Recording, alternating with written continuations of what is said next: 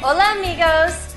Hi, I'm Shani Castri, the sensual cooking diva, and here I am at this wonderful villa in Punta Mita.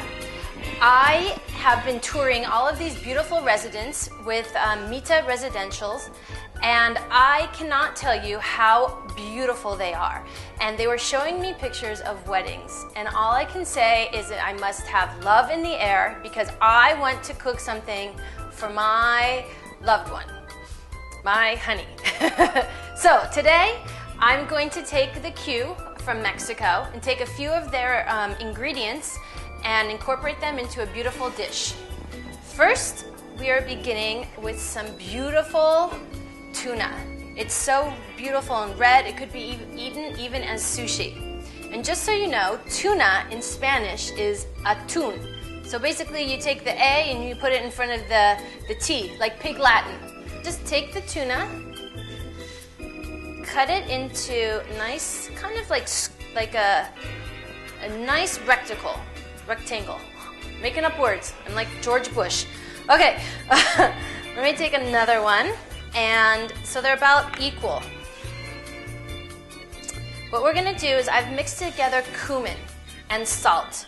Now, just so you know, cumin is a very popular flavor here in Mexico.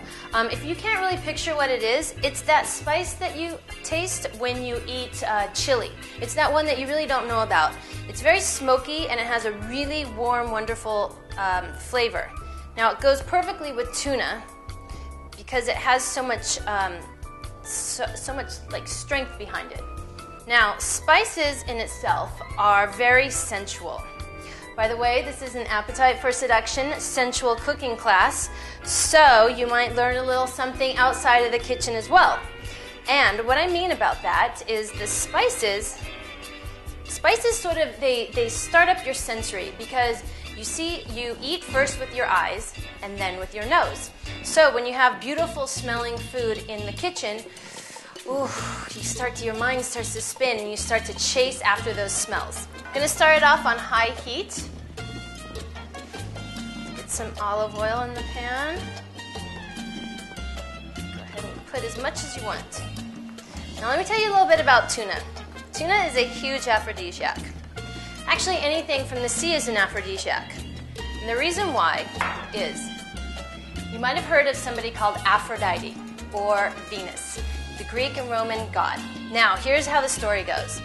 There was a god named Uranus. He was the king of the gods, and he had a son named Cronus. Now, Cronus wanted to take over the power of all the gods in the world. So, not being a very nice son, he decided that he would chop up his father and sprinkle his parts all over the world. Well, what he did was, when he cut off his penis, he threw it into the Adriatic Sea, and because of the power inside that body part, out of the sea came bubbling on a beautiful scallop shell our god of love, Aphrodite. So, she was the most beautiful thing that anybody had ever seen in their life. So she became the goddess of love. And therefore, anything that comes from the sea, whether it be algae, tuna, or mussels, they are considered aphrodisiacs. Okay, so this is going to take a few minutes to cook, okay? We're going to want to turn it each time to get each side going. But what I want to do is basically just leave it there and let it cook and get back to it in a minute. We have lots of things going on in the salad because this is Mexico and we have wonderful, beautiful, fabulous produce. So, the heart of many cultures' cuisine, a lovely red tomato. Let's go ahead, cut it in half, remove this part here. And then I try to make food as easy as possible. Let's just cut it a few times. 1, 2, 3. Okay, it's always good to have those sharp knives. What happened to mine? Okay. Go ahead and just dice this up.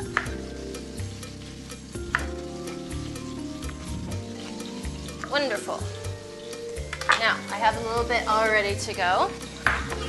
So we can add this together. Go ahead and pour this into our bowl. My tuna smells really nice right now, so let's move it onto the next side. Woo! Looking nice and brown. Okay, next we have jicama. Now you're learning Spanish, okay? Jicama is actually a Spanish word. This is a root vegetable. How you have to deal with jicama is you have to peel it with a knife. Trust me, any other way, it's not gonna happen. So just kind of get in there and peel it up as much as you can. I love jicama. It's kind of like cucumber, but kind of like a potato that you could eat that tastes good. I know that sounds like a weird description, but it's so crisp and really hard like a raw potato, but the flavor is just fabulous. Okay, go ahead and cut that in half and then try to make everything similar size. That way the pieces will be similar and the plate will look really nice. All right, just gonna chop these into squares. First into like little strips and then squares. Making everything pretty much the same size. Okay. Go ahead and scoop that into the bowl. We have a bunch more here as well. I'm gonna get about the same amount. Okay. Now I have the onion, which we really just want with this onion to get very, very like paper thin slices. So just go ahead and cut that as thin as possible. Now, an onion has a lot of power in it. It's actually ruled by Mars, who is the god of war. And I don't know if that probably doesn't seem very romantic to you, but the idea behind it is a really strong man who's ready to go out in war can really handle you in the bed as well. So go ahead and give your man some extra onion, okay? And now let's take our tuna and just flip it one more time. We hit almost, this is our third side. There we go. Behave now.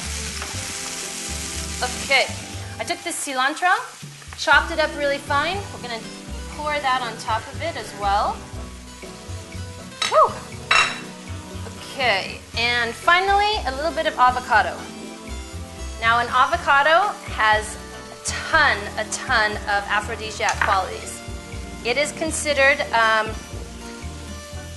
they hang in the trees in twos, like this. So actually, it's called the testicle fruit.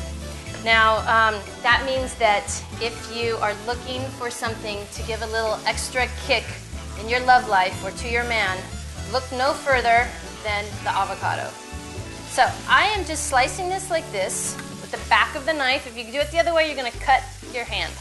Take the spoon, scoop it up, and put it inside here. Okay, now, I'm gonna turn these one last time. You guys have no idea how good it's smelling. Oh my God. Can you see the nice crusts they're getting? They look beautiful. Okay, let's turn that down a teeny little bit. I got my limes here. This is the backbone of the Mexican culture. Just add it inside of these. Every home has one of these. Go ahead and push your lime juice all over your salad. Wow. Okay. I also have a teeny bit of chopped garlic and chopped chili. This just really adds like that extra kick to your salad. And I'm looking for a kick, okay? Some salt. Put this aside. And some olive oil. Now, when you make this salad, here's the deal. If you put salt on jicama, you're gonna get a puddle of water.